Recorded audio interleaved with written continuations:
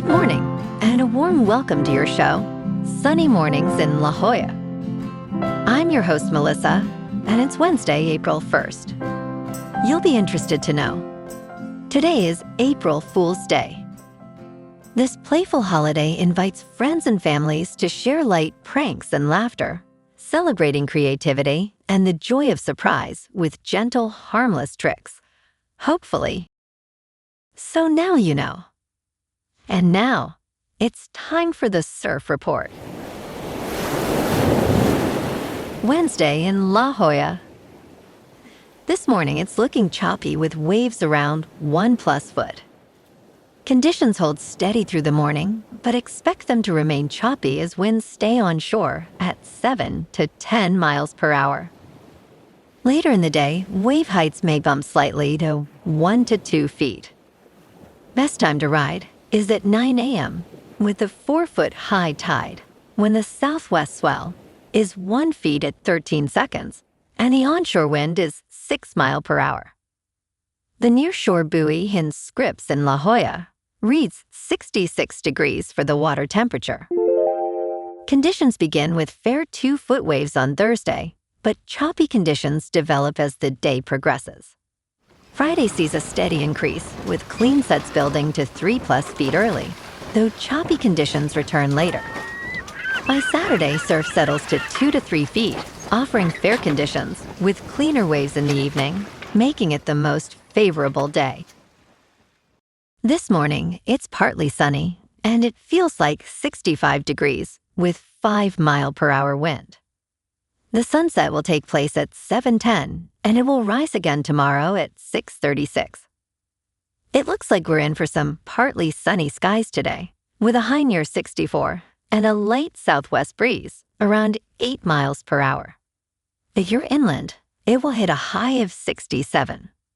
Tonight, expect mostly cloudy conditions with a low around 60 and a light northwest wind around 8 miles per hour. Looking ahead in the weather. Thursday will be mostly cloudy with a high near 61 and a northwest breeze of 5 to 10 miles per hour. Friday through Sunday trend milder with sunshine returning Friday in highs, rising to the mid-60s near 66 on Friday and near 67 Saturday and Sunday, with nights mostly in the high 50s to around 61. Bonjour, food enthusiasts. This podcast is brought to you by Versailles Cafe and Pastries in Encinitas. Nestled on El Camino Real South, just north of Encinitas Boulevard, this cafe is a haven for culinary delights. Indulge in their amazing Eggs Benedict or their gluten-free crepes. You can grab a panini for lunch or just breeze on through to get your morning coffee. They are open every day from 8 to 5. So stop on by and don't forget to tell them Sunny Morning sent you. In local news, 3 San Diego nonprofits serving seniors, Chicano Federation, and Healthy Day Partners are set to receive new electric vehicles from a grant program run by San Diego Gas and Electric and Citizens Energy Corporation. The grant program, which aims to support low-income and marginalized communities, awarded a total of $14 million to various organizations. Melinda Forsty, President and Chief Executive Officer of Serving Seniors, expressed that rising gas prices have significantly impacted their expenses, stating, "Right now we are spending literally thousands of dollars every week in increased fuel costs alone." This initiative will help these organizations meet their operational needs more sustainably.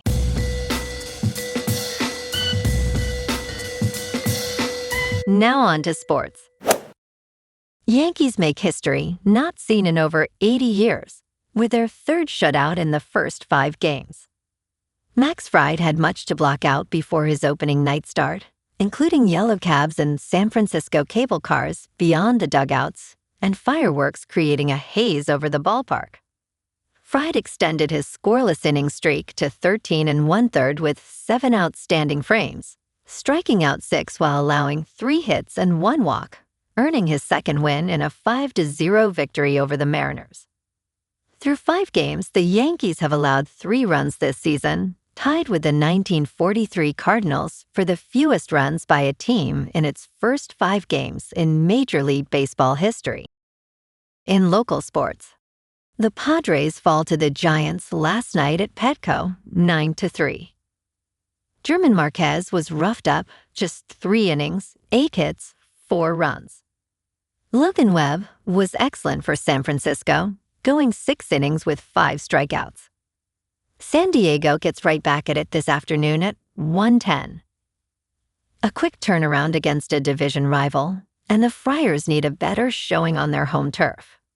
In injury news, all-star reliever Jason Adam is right on schedule coming back from quadriceps surgery. He threw 1 1/3 scoreless innings for AAA El Paso on Saturday and has back-to-back rehab appearances lined up this Friday and Saturday. If all goes well, he could be back as early as April 6th, stepping right into the setup role in front of closer Mason Miller. On the ice, the Gulls host the Roadrunners tonight at 7 at Pechanga Arena, a late-season rivalry game with real playoff stakes for both sides. In top news, a school district tried to help train Waymos to stop for school buses. It didn't work. The incidents in Austin raise questions about how self-driving cars learn and adapt to their surroundings. One of the purported advantages of self-driving car technology is that every car can learn from one vehicle's mistakes.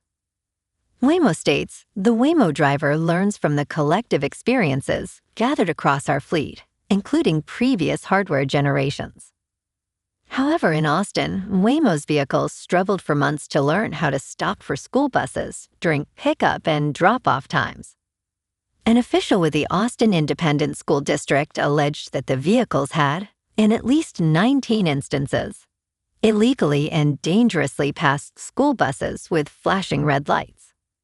In early December, Waymo issued a federal recall related to these incidents, acknowledging at least 12 to federal regulators. In business news, Applebee's restaurant closures are affecting several locations after a major franchisee went bankrupt. Georgia and Florida locations are among those that have shuttered, including stores near Walt Disney World, SeaWorld, and the Daytona International Speedway. A number of Applebee's neighborhood grill and bar restaurants have closed due to financial distress and declining foot traffic. The 10 shuttered stores are all owned by an Atlanta-based Applebee's franchisee that sought Chapter 11 protection. Most locations were closed before the franchisee's bankruptcy petition on March 24. Applebee's had roughly 1,520 franchise locations as of December 2025. In crypto movement, Bitcoin is unchanged at $68,000. Ethereum is up 2% to 2,000. And XRP is up 1.5% to $1.34. Moving on to a more local vibe. In our community spotlight on health and wellness, we are working with a national Pilates studio to bring you some free classes, so listen up. Check out Club Pilates, with several locations in the San Diego area. Pilates presents a comprehensive wellness approach, cultivating strength, reducing tension, and elevating mental well-being. Scientific research affirms its benefits. So now you can check out Club Pilates for a free class, with locations in Encinitas, Solana Beach, Oceanside, La Jolla, and more. Just be sure to tell them Sunny Morning sent you by. And now, back to the show. Let's talk science.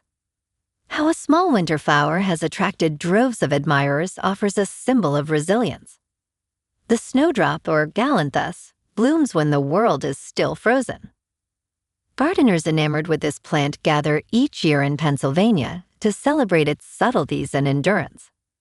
On a late February morning, a 220-year-old Quaker meeting house in Downingtown, Pennsylvania, fills with revelers from all over the United States and abroad. People grasp hands and hug like they're at a family reunion. Many wear hats, sweaters, and scarves adorned with little white blossoms bowing toward the earth. The flower is the snowdrop, and this is the Galanthus gala, an annual gathering of its ardent admirers. And in entertainment news, the drama is generating buzz, with its first reviews now available.